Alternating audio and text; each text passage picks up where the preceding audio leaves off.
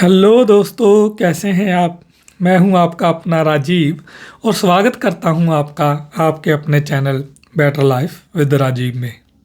आज आपके लिए एक छोटी सी शिक्षादायक कहानी लेकर आया हूं। ध्यान से सुनिएगा। ये कहानी है दो साधुओं की, एक बूढ़ा साधु और एक जवान साधु। दोनों ही शहर से दूर अपनी कुटिया में जंगल में रहते थे। जब भी उन्हें किसी ज़रूरत की वस्तु की ज़रूरत होती तो वो शहर से जाकर ले आते। बूढ़ा साधु अब काफ़ी बूढ़ा हो चुका था। ज़्यादातर समय भक्ति में ही बिताता, कुटिया में ही रहता, ज़्यादा चल फिर नहीं सकता था। तो जवान साधु को ही सभी काम करने पड़ते। लेकिन जो जवान साधु था हमेशा ही शॉर्टकट्स ढूंढता, थोड़ा लेज़ी था। एक बार जब उनके चावल ख़त्म होने लगे तो बूढ़े साधु ने जवान साधु से कहा कि हे प्यारे शिष्य, जाओ और बाजार से जाकर चावल ले आओ।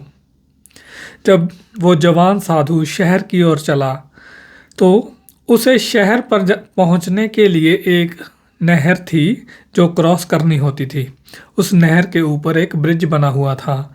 उस ब्रिज की रिपेयर चल रही थी, लेकिन एक लंबा रास्ता भी था, वहाँ से भी शहर पहुँचा जा सकता था। लेकिन अपने लेज़ीपन की वजह से और हमेशा शॉर्टकट ढूंढने की वजह से जवान साधु कुटिया में वापस आ जाता है बिना चावल खरीदे। तो बूढ़े साधु से बोलता है कि ब्रिज की मरम्मत चल रही है, ब्रिज 2 हफ्ते में कंप्लीट हो जाएगा। जब ब्रिज कंप्लीट हो जाएगा तो मैं जाकर चावल ले आऊँगा, अभी हमारे पास पर्याप्त मात्रा में चावल है। बूढ़ा साधु हंसता है और बोलता है कि ठीक है, हम वेट कर लेते हैं।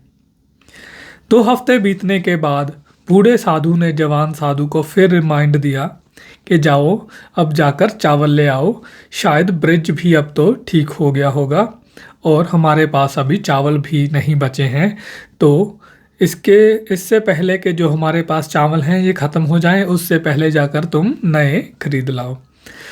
तो क्या करता है वो जो जवान साधु है, फिर वहीं ब्रिज पर जाता है और देखता है कि ब्रिज तो पहले से भी तहस नहस हो चुका है और जो दूर का रास्ता था जहाँ से जाकर शहर पहुँचा जा सकता था वो भी आंधी तूफान आने की वजह से बंद हो चुका है। अब वहाँ से भी शहर नहीं पहुँचा जा सकता।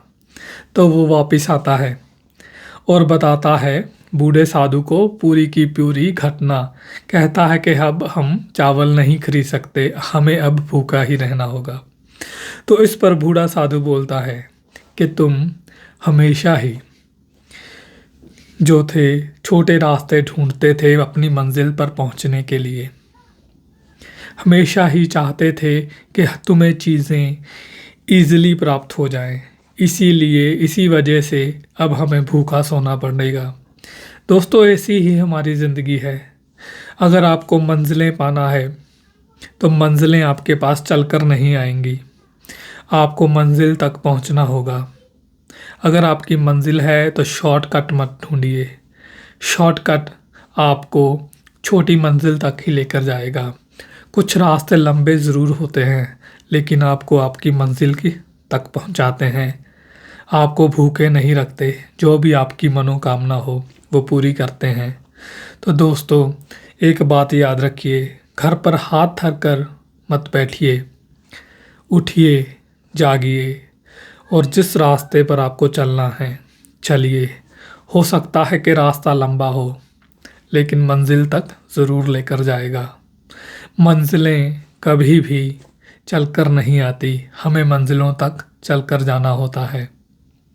दोस्तों, जब आप बूढ़े हो जाते हैं, जैसे कि वो साधु है जो अपना काम भी नहीं कर सकता, तो आप में इतनी एनर्जी नहीं रहती।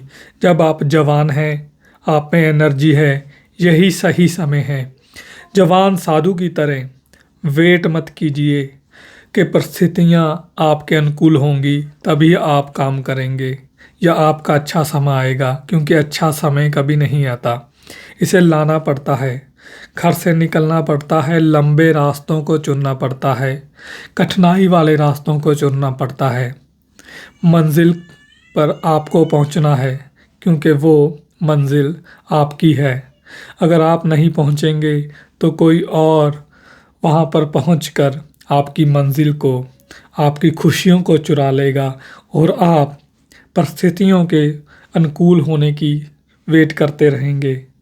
उस साधु की तरह वेट मत कीजिए, अगर अपॉर्चुनिटीज आती हैं तो ग्रैब कीजिए।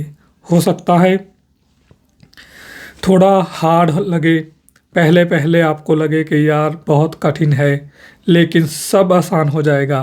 मंजिल पर पहुंचकर जो आपको प्राप्त होगा उससे आपका पेट तो भरेगा ही, उससे आपको प्रसिद्धि मिलेगी, आप मन को सुकून मिलेगा कि आपने ज़िंदगी में कुछ किया है। तो दोस्तों इस वीडियो में बस इतना ही। अगर आपको मेरा वीडियो अच्छा लगा हो तो प्लीज़ लाइक एंड सब्सक्राइब।